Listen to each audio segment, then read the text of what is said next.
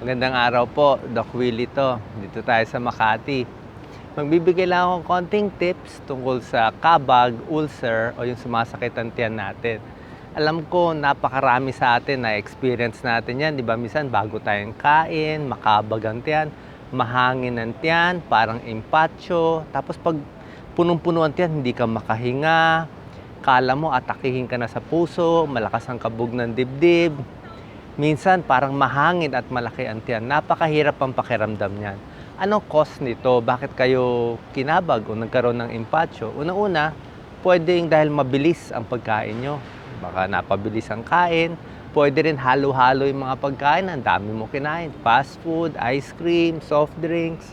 Masyadong spicy na ang kinain ninyo. Or yung mga sitsirya, mga chips. Minsan masakit yan sa tiyan eh.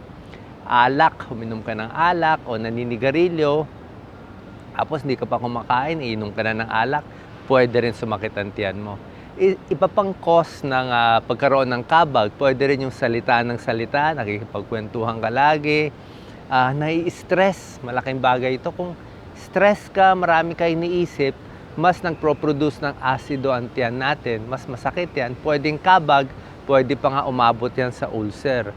Kumakain ka, nakikipag-meeting ka, yan, nakaka-stress din yan. Masikip ang pantalon. Pag masikip ang pantalon mo, lagi nakaipit o yung belt mo, parang kinakabag din eh. Paano tumataas yung abdominal pressure, parang umaakyat yung kinain mo. Ano tips natin para sa kabag, para din sa ulcer o sumasakit ang tiyan? Tips natin, number 1, siyempre, dapat relax lang. Pwede kayo uminom ng medyo mainit na tubig, konti-konti.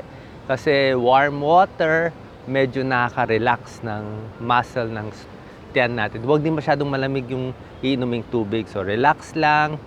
Pwede rin kumain ng mga gulay lang. Gulay, saging, pakonti-konti. Ako, favorite ko kasi saging eh. Yung saging kasi para siyang panlaban din sa ulcer. Tumatapal siya sa tiyan natin.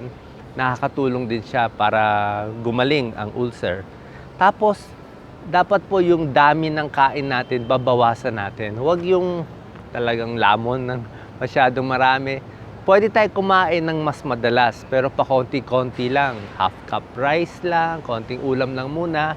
Tapos pag may laman ng tiyan mo, pahinga ka muna ng 3 hours bago ka kakain ulit. Kasi kung sobrang dami ang kinain mo, aapaw talaga yan, kakabag yan, sasakit ng tiyan mo, at marami kang mararamdaman. Pero ang pinaka-tip ko talaga ay sa tingin ko marami ngayon kinakabag, in-ulcer dahil talaga sa stress. Kaya bagal-bagal lang yung trabaho, paisi-isi lang. Kung mababawasan mo yung paggawa mo, yung mga iniisip mo, makakatulong yan.